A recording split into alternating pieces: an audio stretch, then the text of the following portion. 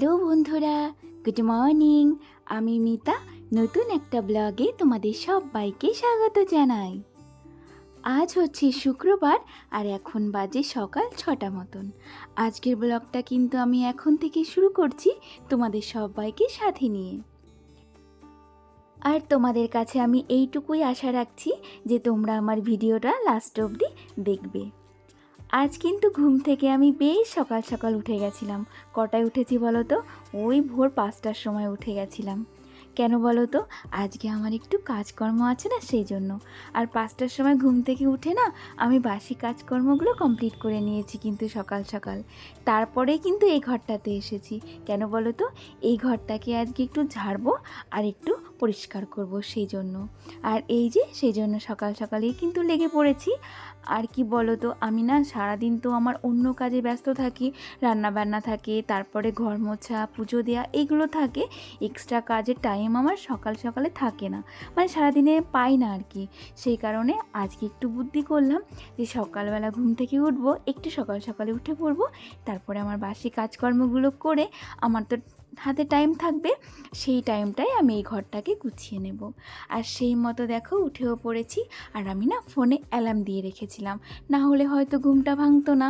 কেন কি ওই ঘুমাতে ঘুমাতে কিন্তু অনেকটা রাত হয়ে যায় জানো তো, সকালে আর ঘুম ভাঙতেই চায় না।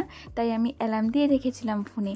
যখনই অ্যালার্ম বেজেছে সঙ্গে সঙ্গে ঘুম থেকে উঠে পড়েছি।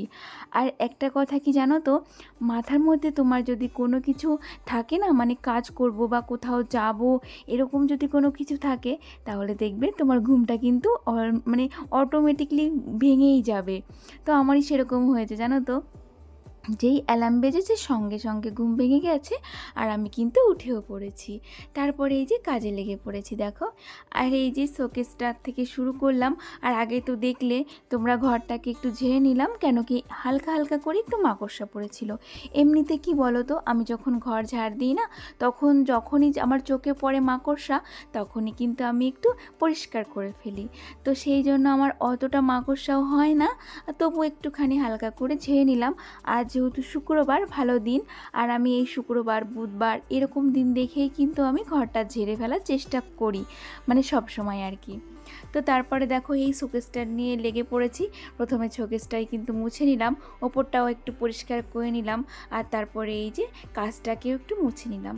আর দেখবে আয়নার কাজগুলো না এমনিতেই কেমন যেন কদিন পরেই একটা কেমন নোংরা নোংরা জমে যায়, আর কেমন যেন একটা হয়ে যায়, না মুছলে কিন্তু একদমই ভালো লাগে না।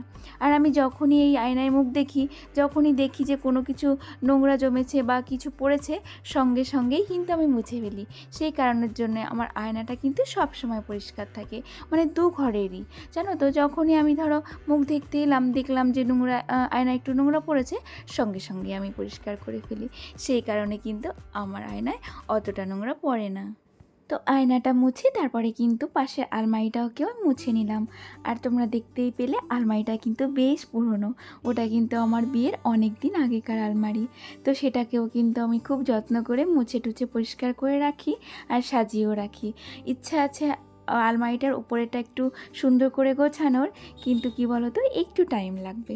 তো এই দিক থেকে তারপরে জানলাটাকেও একটু মুছে নেব।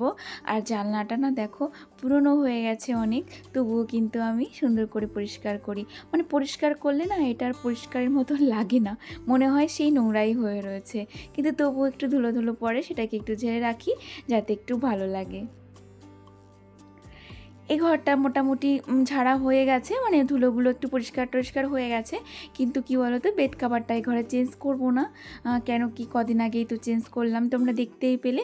সেজন্য এটাকে ঝেড়ে ঝুড়ে আবার এই বেড কাভারটাই এখানে পেতে দিলাম। আর এই যে নাইটিগুলো এখন একটু সাজিয়ে নেব এখানটায়। আর নাইটি তো রোজই আমার 2-3টে করে মানে ধোয়া পড়ে যায়, আর সেইগুলোই আবার এই যে গুছিয়ে গুছিয়ে বিকালের দিকে পরি। সকাল হতে হতে আবার এখানে দেখা গেল একটা নাইটি থেকে যায় অবশিষ্ট। এবারে কিন্তু অনেকটা টাইম পেরিয়ে গেছে, মাঝখানে কিন্তু আমি একটু কাজ করে নিয়েছি, মানে রান্না বান্নাগুলো কমপ্লিট করে নিয়েছিলাম সকাল সকালে। আর এই যে ঘর দুয়ার পরিষ্কার করব বলেই কিন্তু ওই সকালে ওইটুকু কাজ করে তারপরে আমি কিন্তু রান্নাবান্নাটা কমপ্লিট করে নিয়েছি। মানে এরকম বুদ্ধি করেই কিন্তু আমাকে কাজটা করতে হয়। তো তাড়াতাড়ি করে ঝটপট একটু ডাল ভাত করে রেখে তারপরে আবার চলে এসেছি এই ঘরটাকেও আজকে একবারে পরিষ্কার করে নেব। মানে একটু বুদ্ধি খাটিয়েছি, বুঝলে তো? তো বুদ্ধি খাটিয়ে এবার চলে এসেছি এই ঘরটাতে। এই ঘরে একটু ধুলো ধুলো হয়েছে, সেগুলোটা একটু পরিষ্কার করে নেব। এই ঘরটাও কিন্তু আমি একটু ঝেড়ে নিয়েছিলাম। আর তারপরে যে শোকেসটা একটু পরিষ্কার করে নেব। শোকেসটা কিন্তু বেশ নোংরা হয়েছিল, জানো তো? অনেক দিন হলো এই শোকেসটা পরিষ্কার করা হচ্ছিল না। আর এই শোকেসটা পরিষ্কার করতে আমার বেশি টাইম লাগে, সেই জন্য না রোজ রোজ পরিষ্কার করতে ভালো লাগে না। অন্য সমস্তগুলো যেমন ফ্রিজ বলো, আলমারি বলো, এগুলো কিন্তু আমি রোজই পরিষ্কার করি। কিন্তু শোকেসের এই ওপরটা আমি রোজ কিন্তু পরিষ্কার করি না। কেন কি? একটু টাইম লেগে যায়। এমনি ওপরে ওপরে ঝেড়ে রাখি, ভালো করে মানে নামিয়ে এই যে আজকে পরিষ্কার করলাম। সমস্ত কিছু নামিয়ে সুন্দর করে ঝেড়ে ঝুড়ে আবার এগুলোকে আবার জায়গায় রেখে দিলাম। তোমরা অনেকেই অনেক রকম আমাকে কমেন্ট করেছো, তো সমস্ত কমেন্ট কিন্তু বলো তো পড়ে শোনানো যায়? মানে সব কটা কমেন্ট যদি আমি পড়ে শোনাই তাহলে আমার পুরো ভিডিওতেই কিন্তু শুধু তোমাদের কমেন্টই পড়তে হবে। সেই জন্য যারা আমাকে আমার কাছে কোনো কিছু জানতে চাও সেগুলোরই কিন্তু আমি উত্তর দিয়ে থাকি। আর বাকিগুলো কিন্তু আমি উত্তর দিতে পারি না, কেন কি সমস্ত কমেন্টগুলো পড়তে গেলে আমি আমার কথাগুলো কিন্তু তোমাদের সঙ্গে শেয়ার করতে পারবো না। তো এতে করে তোমরা কিন্তু কোনো কিছু মনে করো না। তো একটা বুনু আমাকে তার নামটা নিতে বলেছে, তো তার নাম হচ্ছে দীপা। তো দীপা, আমি মনে হয় তোমার নামটা আমি কিন্তু আগেও নিয়েছিলাম। তুমি আমাকে বলেছিলে তোমার নামটা আমার ব্লগে নিতে। আমি কিন্তু আগে একবার তোমার নামটা নিয়েছিলাম। তো এখনও তুমি আবার যতক্ষণ আমাকে বলেছো সেই জন্য কিন্তু এখন আবার তোমার নামটা নিয়ে নিলাম। আর একটা বুনু আমাকে বলেছে, দিদিভাই তোমার জুয়েলারি কালেকশানটা দেখাও। তো বুনু, আমি তোমাকে জুয়েলারি কালেকশন কি দেখাবো বলো তো? আমার কিন্তু তেমন কোনো জুয়েলারি নেই যে তোমাদেরকে দেখাবো। আর কি বলো তো, এই দেখো, জুয়েলারি কালেকশন নিয়ে যদি আমি একটা ভিডিও করতে যাই তাহলে ধরো 10 মিনিটের তো একটা ভিডিও করতেই হবে, কিন্তু 10 মিনিটে দেখানোর মতো আমার কিছু নেই।